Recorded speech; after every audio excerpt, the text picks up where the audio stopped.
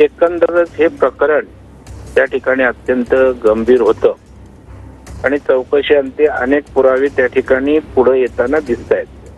पण त्याच्यामुळे यातनं आता काही सत्य लपून राहिलेलं नाहीये.